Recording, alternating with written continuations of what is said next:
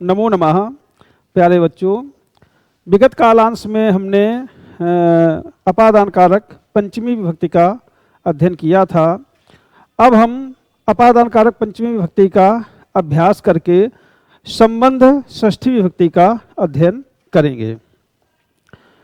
यहाँ पर ये चित्र में अपादान कारक पंचमी विभक्ति, ये यहाँ पर एक बालक है जिसका नाम है मोहनः, मोहन। जो अकारांत शब्द है उनका पंचमी में आत लगा करके बनाएंगे, जैसे गृहम गृहात, बालकः बालकात। और जो आकारांत शब्द हैं स्त्रीलिंग उनमें याह लगाएंगे, जैसे वाटिका वाटिकायाः, उत्पीठिका उत्पीठिकायाः, ये पंचमी लगाएंगे। और जो ईकारांत हैं जैसे वाराणसी वाराणस्याः, झांसी झांस्याः, ऐसे जब किसी स्थान को हम पहुँचते हैं तो वहाँ पर कर्म कारक द्वितीया विभक्ति होती है, और जब वहाँ से दूसरे स्थान के लिए प्रस्थान करते हैं तब वहाँ अपादान कारक पंचमी विभक्ति, चूंकि उस स्थान को छोड़ रहे हैं। तो यहाँ पर हमने द्वितीया विभक्ति और पंचमी विभक्ति दोनों का हमें प्रयोग करना है। जैसे मोहनः, मोहन। अब यहाँ पर गृहम, घर जाता है। मोहनः गृहम गच्छति। फिर गृहम, यहाँ से गृहात, घर से, यहाँ पर हो जाएगा ये गृहात, घर से। कहाँ जाता है? मोहनः गृहात मंदिरम गच्छति। फिर मंदिर से तो मंदिरात, यहाँ हो जाएगा मंदिरात। मंदिर से विद्यालयम गच्छति। फिर विद्यालय से वित्त कोशम, तो विद्यालय में हो जाएगा विद्यालयात। विद्यालयात वित्त कोशम गच्छति। वित्त कोशम बैंक जाता है। फिर वित्त कोशात, यहाँ पर वित्त कोशात, वित्त कोशात कहाँ जाता है? आपणः, आपणम गच्छति। आपणम माने बाजार जाता है। आपणात, आपणात बाजार से पुस्तकालयम गच्छति, पुस्तकालय जाता है। पुस्तकालयात, पुस्तकालय से वाटिकाम, यहाँ पर बिंदु वाटिकाम गच्छति। फिर वाटिकायाः, पंचमी वाटिकायाः, बगीचे से भोजनालयम गच्छति, भोजनालय जाता है। भोजनालयात, यहाँ पर भी आत लगा करके जोड़े, भोजनालयात, यहाँ से गृहम गच्छति, घर जाता है। यहाँ पर इकारांत स्त्रीलिंग शब्द का प्रयोग किया है। यहाँ पर सीता, ये सीता बालिका है जो जाती है, कहाँ जाती है? तो सीता वाराणसीम गच्छति, बनारस जाती है, द्वितीया विभक्ति। अब बनारस को छोड़ के दूसरे स्थान में जाती है तो वहाँ पर पंचमी विभक्ति, यहाँ बनेगा वाराणसी का वाराणस्याः, बनारस से वाराणस्याः, बनारस से प्रयागम गच्छति। फिर प्रयागात हरिद्वारम गच्छति, सीता हरिद्वारम गच्छति। फिर हरिद्वार छोड़ती है तो सीता हरिद्वारात ऋषिकेशम गच्छति। फिर सीता ऋषिकेशात, ऋषिकेश से बद्रीनाथम गच्छति, बद्रीनाथ जाती है। फिर सीता बद्रीनाथात, बद्रीनाथ से केदारनाथम गच्छति, केदारनाथ जाती है। फिर केदारनाथात, केदारनाथ से वृंदावनम गच्छति, वृंदावन जाती है। फिर वृंदावनात, वृंदावन से अयोध्याम गच्छति, कहाँ जाती है? अयोध्याम गच्छति, अयोध्या जाती है। फिर अब अयोध्या आकारांत स्त्रीलिंग है, अयोध्यायाः, अयोध्या से वाराणसीम गच्छति, बनारस जाती है। अब इसके अंतर आगे हम षष्ठी विभक्ति का अध्ययन करेंगे। षष्ठी से संबंध ये कारक में नहीं आती है, क्योंकि कारक में सीधे क्रिया से संबंध होना चाहिए, और संबंध दो संज्ञा शब्दों का आपस में होता है। जैसे रामस्य अश्वः, राम का घोड़ा, राम भी संज्ञा शब्द है और अश्व भी घोड़ा शब्द है, अधिकार दोनों का संबंध बता रहे हैं। तो यहाँ पर संबंध में षष्ठी विभक्ति होती है। जैसे यहाँ पर है सीता रामः, सीता है और राम है। सीता रामस्य पत्नी, सीता राम की पत्नी है। ये रामस्य, राम से संबंध है तो षष्ठी विभक्ति। इसमें अकारांत पुल्लिंग शब्दों में स्य जोड़ते हैं। रामः रामस्य, बालकः बालकस्य, मोहनः मोहनस्य।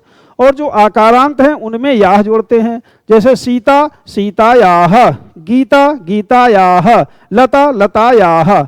और इकारांत में अंतिम व्यंजन को हलंत कर देते हैं और याह जोड़ देते हैं। जैसे गौरी गौर्याः, वापी वाप्याः, नदी नद्याः। अब यहाँ पर गणेशः शिवः, गणेशः शिवस्य पुत्रः। तो शिवस्य षष्ठी विभक्ति, गणेश का और शिव का संबंध। ये कृष्णः, अब ये इकारांत है रुक्मिणी, तो कृष्ण रुक्मिणी के पति हैं। तो रुक्मिणी के पति, काके की में षष्ठी, तो रुक्मिणी का रुक्मिण्याः। इंदिरा गांधी, इंदिरा आकारांत स्त्रीलिंग है, इसमें याह जोड़ेंगे। जवाहरलालः इंदिरायाः पतिः, ये इंदिरायाः पिता। जवाहरलालः इंदिरायाः, क्षम्यताम्, इंदिरायाः पिता। जवाहरलाल इंदिरा गांधी के पिता, इंदिरायाः षष्ठी विभक्ति। अब इसके अनंतर यहाँ पर ये संबंध एक चित्र के माध्यम से बनाया है। ये उमायाः जामाता, ये बीच में दिलीपः, दिलीप है। अब ये दिलीप का, ये अनेक लोग हैं, इनसे सबसे अलग अलग संबंध हैं। कैसे? जैसे उमा, उमा है एक महिला, ये उमा, तो उमा का दिलीप से क्या संबंध है? उमायाः जामाता, उमा के दिलीप कौन है? दामाद हैं। और दिलीप से दिलीप की उमा कौन हुई? श्वश्रु, सास। अब यहाँ पर रमायाः देवरः, रमा, जैसे रमा है, रमा के ये कौन है? दिलीप, देवर हैं, तो रमायाः देवरः। ये देवकी, देवकी के कौन है? देवक्याः पतिः दिलीपः, देवकी के पति हैं दिलीप। ये रोहिण्याः पुत्रः, ये रोहिणी है, तो रोहिणी के कौन है? पुत्र हैं दिलीप। और दिलीप की रोहिणी माता है, तो रोहिण्याः पुत्रः, रोहिणी के पुत्र दिलीप। यहाँ पर ये गोविंदस्य अनुजः, गोविंदस्य, गोविंद के अनुजः, छोटे भाई, गोविंद के दिलीप छोटे भाई है। ये यहाँ पर नंदिन्याः पौत्रः, नंदिन्याः, नंदिनी, नंदिनी के दिलीप कौन है? पुत्र हैं। ये श्रीधरस्य भागिनेयः, श्रीधर के दिलीप भांजे हैं, श्रीधरस्य भागिनेयः, भांजे। और सीता पुत्री है, बिटिया है, सीता के दिलीप कौन है? पितृभ्यः, चाचा। सीतायाः पितृभ्यः दिलीपः, सीता के दिलीप पितृभ्यः चाचा हैं। ऐसे यहाँ पर दिलीप के संबंध कई लोगों से अलग अलग काके की लगा करके हमने बता दिए। अब यहाँ पर जब दिशा होती है, दाहिने बाएं ऊपर नीचे आगे पीछे, इन शब्दों के साथ में प्रयोग होता है किसका? षष्ठी विभक्ति का। जैसे पुरतः, सामने, मम पुरतः भवान अस्ति, मेरे सामने आप हैं। पृष्ठतः, मम मेरे, पृष्ठे पीछे, श्याम फलकम अस्ति, इसको तो श्वेत फलकम बोलेंगे, श्वेत फलकम अस्ति। वामतः बाईं ओर, दक्षिणतः दाईं ओर, ऊपरी ऊपर, अधा नीचे, अंतः अंदर, बहिः बाहर। जैसे ये विद्यालय का चित्र है। अब विद्यालयस्य पुरतः, विद्यालय के सामने छात्र हैं, तो ये विद्यालय है। विद्यालयस्य पुरतः, ये छात्र हैं। विद्यालयस्य पुरतः छात्राः सन्ति, विद्यालय के सामने छात्र हैं। ये विद्यालयस्य वामतः, विद्यालय के बाईं ओर क्या है? उद्यानम अस्ति, बगीचा है। विद्यालय है, विद्यालय से वामतः बाईं ओर उद्यानम अस्ति, बगीचा है। विद्यालय से ऊपरी, ये विद्यालय के ऊपर क्या है? जलागारः अस्ति, जलागारः पानी की टंकी है। विद्यालय से, विद्यालय के पृष्ठतः, पीछे, ये विद्यालय है और विद्यालय के पीछे क्या है? पर्वत है, पर्वतः अस्ति। अब विद्यालय के दक्षिण दिशा की ओर, विद्यालय से दक्षिणतः, ये विद्यालय है और विद्यालय के ये दाहिनी ओर क्या है? वृक्षाः सन्ति, विद्यालय से दक्षिणतः, दक्षिण की ओर वृक्षाः सन्ति, वृक्ष है। विद्यालय से अधः, विद्यालय के नीचे क्या अस्ति? भूमि अस्ति, विद्यालय से अधः, नीचे भूमि अस्ति। विद्यालय से ऊपर, विद्यालय के ऊपर आकाशः अस्ति, मेघाः सन्ति, बादल है। विद्यालय से अंतः, विद्यालय के अंदर क्या है? विद्यालय से अंतः प्रकोष्ठाः सन्ति, विद्यालय के अंदर कमरे हैं। प्रकोष्ठस्य अंतः, प्रकोष्ठ कमरे के अंदर आसन्दाः सन्ति, आसन्दाः कुर्सियां हैं। तो ऐसे दिशा की ओर में षष्ठी विभक्ति का प्रयोग होता है। अब इसके आगे ये कुछ विशेष प्रयोग हैं, इनका अध्ययन करेंगे। जैसे शिष्यः अध्ययनस्य हेतोः वसति, यहाँ पर ये वसति रहना क्रिया है। रहने क्रिया का जो हेतु है, कारण है, वो हेतु क्या है? अध्ययन। तो अध्ययन में षष्ठी विभक्ति का प्रयोग हुआ।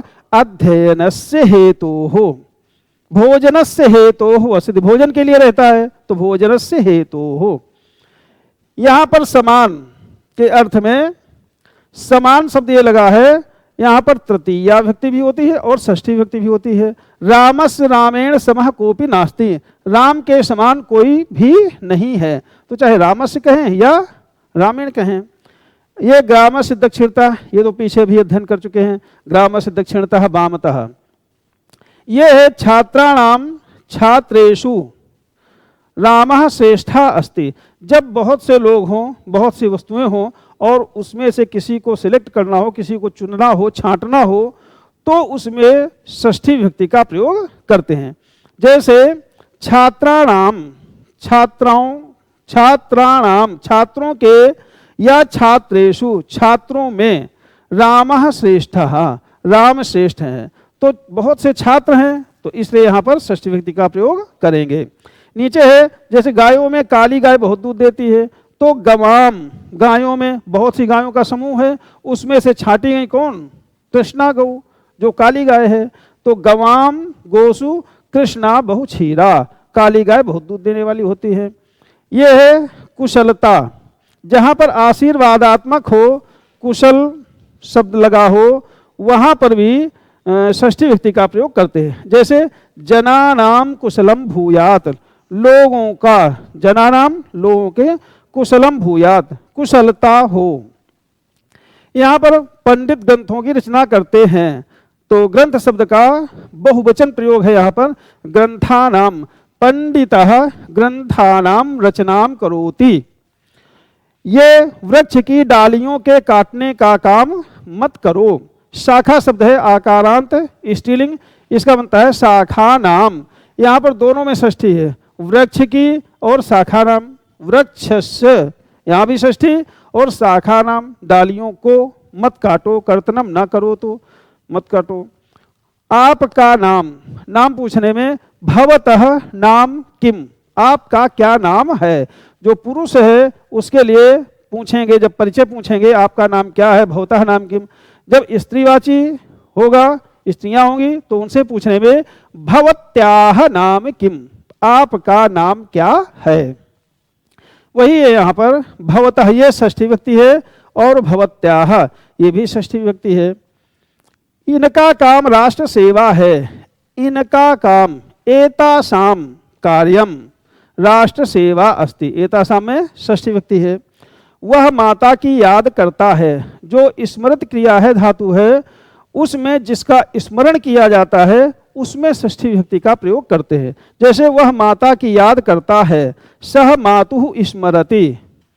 ये यहाँ पर तिरस्कार या अनादर में षष्ठी विभक्ति भी होती है और सप्तमी विभक्ति भी होती है, जब किसी का अनादर या तिरस्कार करके कोई क्रिया की जाती है। जैसे रोते हुए बालक का तिरस्कार करके माता चली गई, तो रोते हुए बालक का तिरस्कार हो गया, माता बाहर चली गई, बच्चा रो रहा है।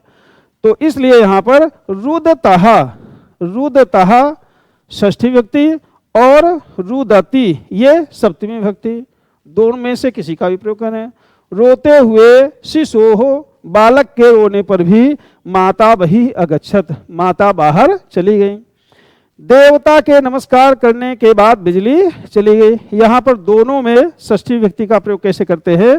जैसे देवस्य, देवस्य में भी षष्ठी है, और नमस्कारस्य, नमस्कार करने के अनंतरम, बाद में बिजली चली गई। ये आगे है अधिकरण कारक सप्तमी विभक्ति। क्रिया का जो आधार होता है उसमें अधिकरण संज्ञा होती है और अधिकरण में सप्तमी विभक्ति का प्रयोग होता है। जैसे सह आसने उपविशति, वह आसन पर बैठता है, तो बैठने का आधार क्या है? आसन, तो आसन की अधिकरण संज्ञा हुई और आसने ये सप्तमी में रूप बना। अकारांत पुल्लिंग का अधिकरण में सप्तमी में ए लगा करके रूप बनाते हैं। जैसे ग्रामम ग्रामे, वनम वने, रामः रामे, बालकः बालके। और जो आकारांत स्त्रीलिंग हैं उनमें याम जोड़ देते हैं। जैसे वाटिका वाटिकायाम है, और उत्पीठिका उत्पीठिकायाम, मापिका मापिकायाम, मापिका मैंने पटरी, वर्तिका बत्ती वर्तिकायाम, मशक वर्तिका मॉर्टिन, मशक वर्तिकायाम। ये यहाँ पर, और ईकारांत जो स्त्रीलिंग शब्द हैं उनमें अंतिम वर्ण को हलंत करके याम जोड़ देते हैं। जैसे कूपी सीसी, कूप्याम, वापी वाप्याम, गौरी गौर्याम। यहाँ पर महिला पाकशाला, महिला और पाकशाला, तो पाकशाला माने रसोई घर, महिला पाकशालायाम पचती, महिला रसोई घर में खाना बनाती है। यहाँ पर पाकशाला आधार है। चटका शाखायाम, चिड़िया डाल पर बैठती है, तो बैठने का आधार शाखा है, शाखायाम। फलानी स्थाल्याम संति, फल कहाँ है? थाली में, आधार क्या है? थाली स्थाल्याम अस्ति। ये नौका नद्याम, नौका नाव कहाँ चलती है? नद्याम, नदी में चलती है। मुनिवरः नद्याम अस्ति, मुनि जी कहाँ पर हैं? नद्याम अस्ति, नदी में हैं। ये आधार में सप्तमी विभक्ति का प्रयोग हुआ। इसके बाद में ये अकारांत पुल्लिंग शब्द हैं। जैसे वृक्षः, नीडः घोंसला, वृक्षः वृक्ष, तो नीडः वृक्षे अस्ति, इसका वृक्ष आधार है नीडः घोंसले का। घोंसला कहाँ पर है? पेड़ के ऊपर है, तो आधार है पेड़, वृक्षे सप्तमी। खगाह नीडे वसंते, खगाह पक्षी कहाँ बैठते हैं? नीडे घोंसले में। यहाँ पर मीनः जले तरति, मीनः मछली कहाँ? जले तरति, जल में तैरती है। और लेखनी उत्पीठिकायाम अस्ति, लेखनी कलम कहाँ है? उत्पीठिकायाम, मेज पर है। आगे ये शब्द दिए हुए हैं, इसमें सप्तमी विभक्ति का प्रयोग करके हम वाक्य रचना करेंगे। जैसे अयोध्या उत्तर प्रदेश, अकारांत है, इसमें ए जोड़ करके अयोध्या उत्तर प्रदेशे अस्ति, अस्ति यहाँ पर है। गंगोत्री हिमालय अस्ति, गंगोत्री हिमालय में है। अर्चकः देवालय अस्ति, अर्चकः देवालय अस्ति, अर्चकः जो पूजन करने वाला पुजारी है वो देवालय अस्ति, देवालय में है। फलम वृक्षे अस्ति, लेखने आपणे अस्ति। ये जलम, ये नपुंसकलिंग है। जलम पात्रम, जलम पात्रे अस्ति, यहाँ पर ये पात्रे बनेगा पात्रम का। मूर्ति मंदिरम, मूर्ति कहाँ पर है? मंदिरम मंदिरे अस्ति। ये कथा पुस्तके अस्ति, गृहम नगरे अस्ति।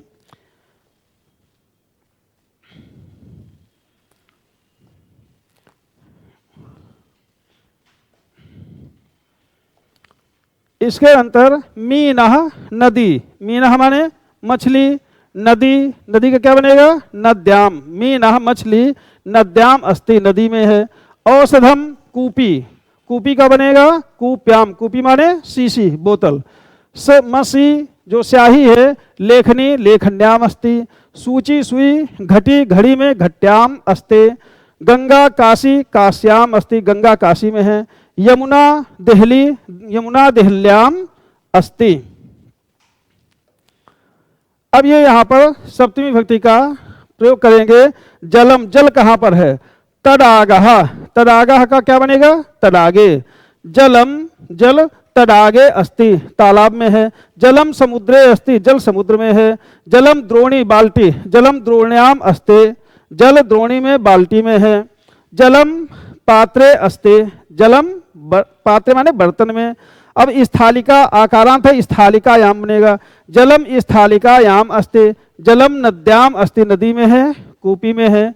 कूप्याम अस्ते। इसके बाद ये विशेष प्रयोग हैं, जैसे कुशल है तो कुशल में सप्तमी विभक्ति का प्रयोग होता है। सुनीता व्यवहारे कुशला, सुनीता व्यवहार में कुशल है। भवती गृह कार्य निपुणा, आप गृह के कार्य में घर के काम में निपुण हैं। ये यहाँ पर सप्तमी विभक्ति का प्रयोग हुआ है व्यवहारे, व्यवहार में। भवती गृह कार्य, आप घर के काम में होशियार हैं। सह गणिते चतुरः, वह गणित में चतुर है। अध्यापकः छात्रेषु स्नेह्यति, स्नेह करना जो धातु है इसमें सप्तमी विभक्ति का प्रयोग करते हैं। स्नेह्यति छात्रेषु, अध्यापक छात्रों से स्नेह करते हैं। देश सेवकस्य देशे प्रीतिः, देश सेवक की अपने देश में प्रीति होती है। देशे में सप्तमी विभक्ति। पिता पुत्रेषु विश्वासम करोते, यहाँ पर पुत्रेषु में सप्तमी विभक्ति का प्रयोग विश्वास करने में। सुरेशा भवत्सु आदरम, जहाँ पर आदर भावना व्यक्त की जाती है वहां पर सप्तमी विभक्ति का प्रयोग करते हैं। जैसे सुरेश की भवत्सु, आपके प्रति आदर की भावना है। सुरेशा भवति, आपके प्रति विनम्रता प्रदर्शित करता है। अहम प्रयागे वसामि, इस स्थान पर यह प्रयाग है स्थान, इसलिए यहाँ पर सप्तमी विभक्ति का प्रयोग हुआ है। गुरु भक्तिम कुर्यात, गुरु माने गुरु के प्रति भक्ति करनी चाहिए। सह माम वक्षस्थले प्रहतवान, ये देखिए यहाँ पर प्रहतवान, प्रहतवान ये जो है मारने में किसी अंग में जहाँ पर मारा जाता है उस अंग में यहाँ पर सप्तमी विभक्ति का प्रयोग करते हैं। जैसे वक्षस्थले सीने में। रामे वनम गते दशरथा मृतः, जब एक क्रिया पूरी हो जाए उसके बाद में दूसरी क्रिया होती है तब वहाँ पर सप्तमी विभक्ति का प्रयोग होता है। जैसे रामे वनम गते, राम के वनम जंगल चले जाने पर दशरथा मृतः, तो एक क्रिया पहले हो गई जाने की, फिर उसके बाद में दशरथ मृतः मर गए। सह मृगे बाणम क्षिपति, वह मृगे माने हिरण के पर बाणम बाण को क्षिपति फेंकता है, मारता है। यह संबोधन है। संबोधन किसी को बुलाने के लिए उसको अपनी ओर अभिमुखीकरण करते हैं तो संबोधन होता है। जैसे राम गोविंद, रामः होता है, रामः का राम बनेगा। गोविंदः का गोविंद, मित्रम का मित्र, सीता का संबोधन में सीते बुलाने में। मान्या का मान्य, गौरी भगिनी, इनमें ह्रस्व हो जाता है। लक्ष्मी, जैसे ये है हे ईश्वर मुझे मुक्ति दो, तो हे ईश्वर ये संबोधन का चिन्ह है। मैं मुक्तिम देहि, मुझे मुक्ति दो। यहाँ पर अरे बेटा तुम कहाँ जाते हो। यहाँ पर भो पुत्र त्वम कुत्र गच्छसे, तो पुत्र ये संबोधन है। यहाँ पर मित्र क्षमा करो, भो मित्र क्षमस्व। बाला कहाँ जाना चाहती है, हे बाले कुत्र गंतुम इच्छसि, अ बच्ची कहाँ जाना चाहती हो। हे पुत्र सदा सत्य बोलो और धर्म का आचरण करो, हे पुत्र सदा सत्यम वद और धर्मम चरो। ये सर्वनाम शब्द हैं। सर्वनाम शब्द वो होते हैं जो सभी के नाम के बदले में बोले जाते हैं। यहाँ पर शब्द अर्थ और पुल्लिंग स्त्रीलिंग नपुंसक लिंग में इनके रूप दिए हुए हैं। जैसे यह है युष्मद माने तुम, इसमें तुम तीनों लिंगों में एक बनता है। यह है अस्मद मैं अहम, ये तीनों लिंगों में एक बनता है। अब ये तद माने वह, जैसे सह बालकः लड़का है तो सह बालकः, लड़की है सा बालिका। तत् पुस्तकम पुस्तक। यह है एतत् शब्द, ऐसा बालकः, ऐसा बालिका लड़की के लिए ऐसा बालिका। और एतत् पुस्तकम, यह पुस्तक या एतत् फलम। ये इदम है, इसका अयम बनता है पुरुष के लिए, अयम बालकः, इयम ये बालिका, और इदम माने इदम यह पुस्तकम पुस्तक, किम का कह बालकः कौन लड़का, का बालिका कौन लड़की, किम पुस्तकम कौन सी पुस्तक, यह माने जो, यह माने जो, यह बालकः परिश्रमम करोति जो बालक परिश्रम करता है, या बालिका परिश्रमम करोति जो लड़की परिश्रम करती है, यत् कार्यम जो कार्य नपुंसकलिंग के लिए, सर्वः जैसे सर्वे बालकाः सभी लड़के, सर्वाः बालिकाः सभी लड़कियां, सर्वाणि पुस्तकानि सभी पुस्तकें, असौ वह ये अधः शब्द बनता है, असौ माने वह, असौ दोनों में एक बनते हैं, और अधः नपुंसक लिंग में बनता है। भवान आप पुरुष के लिए, भवती आप स्त्री के लिए, और भवत ये नपुंसक लिंग के लिए प्रयोग होता है। यहाँ पर इनका नामोत्तर लिंग विभक्ति, सर्वनाम शब्द में ये ध्यान रखना है कि जो संज्ञा शब्द में होते हैं वही, जो संज्ञा शब्द में लिंग विभक्ति और वचन होंगे वही सर्वनाम में भी प्रयोग किए जाते हैं। ये यहाँ पर इदम समीप के लिए आता है, एतत् बहुत समीप के लिए, और अदस दूरवर्ती के लिए, तत् परोक्ष के लिए, लेकिन वर्तमान समय में तत् को प्रत्यक्ष परोक्ष दोनों में प्रयोग करने लगे हैं। सह इसने व्याकरण पढ़ लिया है, अब इसे छंद पढ़ाइए। जब एक बार कोई बात कह दी जाती है उसके बाद फिर से उसका परिचय देना होता है, तब वहां पर एनम एनाम इनका प्रयोग करते हैं। जैसे यहां पर है एनम, ये एनम छंदः अध्यापय, एनम माने इसको, छंदः माने छंद पढ़ाइए। तो अनेन व्याकरण अधितम, इस लड़के ने पहले पढ़ लिया है और फिर से इसको पढ़ाना है। ये अनेन से पहले एक बार उसका परिचय दे दिया गया, तो उसके लिए अब यहाँ पर एनम का प्रयोग किया है। ओह यह क्या पढ़ा, यहाँ पर ये किम इदम आपतितम, किम जो है ये प्रश्नार्थक प्रश्न के रूप में प्रयोग किया गया है। क्या जहाज चला गया, ननु जलयानम गतम, तो ननु इसको भी प्रश्नवाचक शब्द के रूप में प्रयोग किया गया है। यह आचार्य हैं, अयम आचार्य, इयम महाविद्यालय अध्यापिका, इयम ये स्त्री के लिए, इदम ये नपुंसक लिंग के लिए। कस्मिंश्चित ये अनिश्चित के अर्थ में प्रयोग होता है, कस्मिंश्चित ग्रामे किसी गांव में। यहाँ पर तस्य माने उस लड़के का, और या दीर्घवेणी जो दीर्घवेणी लंबी चोटी वाली लड़की है।